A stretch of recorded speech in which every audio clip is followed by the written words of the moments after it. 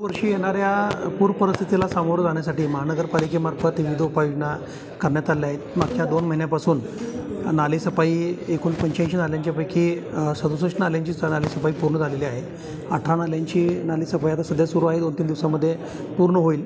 ज्या धोकादायक इमारती होत्या, जवळपास 250 धोकादायक इमारती आहेत, त्यापैकी C1 कॅटेगरीमधल्या म्हणजे अत्यंत धोकादायक आहेत, ज्या ठिकाणी नागरिक राहू शकत नाहीत, अशा 33 इमारतींच्यापैकी 24 इमारती निष्कासित करण्यात आलेल्या आहेत आणि उरलेल्या इमारतीसुद्धा पुढच्या 2-3 दिवसामध्ये पाडण्यात येणार आहेत।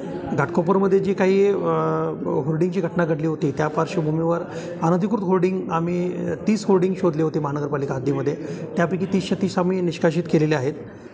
या तयारीचा भाग म्हणून आम्ही मॉकड्रिलसुद्धा घेतलेला आहे, ज्याच्यामध्ये उपलब्ध असणारी साधनसामुग्री आणि नियुक्त केलेला कर्मचारी यांचं स्टाफ आणि हँड्स ऑन ट्रेनिंग आम्ही घेतलेलं आहे। महानगरपालिकेची सुसज्ज अशी वॉर रूम मंगलधाम इमारतीमध्ये आहे। 24 तास आपत्ती व्यवस्थापन कक्ष आहे।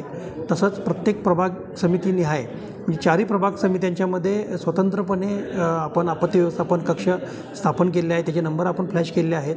त्यामुळे नागरिकांना ज्यावेळी मदतीची आवश्यकता असेल तर त्या नंबरला संपर्क साधून मदत मागू शकतात।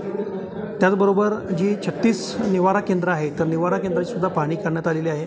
त्या ठिकाणी ज्या काही आवश्यक उपाययोजना करणं असेल, म्हणजे काही ठिकाणी गळती आहेत, लाईटची व्यवस्था नाही आहे, शौचालयाची व्यवस्था नाही आहे, अशा ठिकाणच्या उपाययोजनासुद्धा पुढच्या 2-3 दिवसामध्ये पूर्ण करून निवारा केंद्र ही सुसज्ज राहतील आणि नागरिकांना जर का शिफ्ट करायची वेळ आली तर त्या ठिकाणी त्यांना चांगल्या प्रकारच्या सुविधा देता येतील, अशा प्रकारच्या उपाययोजना महानगरपालिकेमार्फत करण्यात आलेल्या आहेत। तसेच NDRFच्या माध्यमातून टीमच्या माध्यमातून 18 ते 21 जूनच्या दरम्यान प्रशिक्षण आयोजित करण्यात आलेलं आहे। जवळपास 100 अधिकारी कर्मचाऱ्यांना आपण महानगरपालिकेमार्फत आणि NDRFच्या मार्फत प्रशिक्षण देणार आहोत, जेणेकरून चांगल्या पद्धतीनं बचाव कार्य तांत्रिकदृष्ट्या होईल, याबाबत सर्व नियोजन करण्यात आलेलं आहे।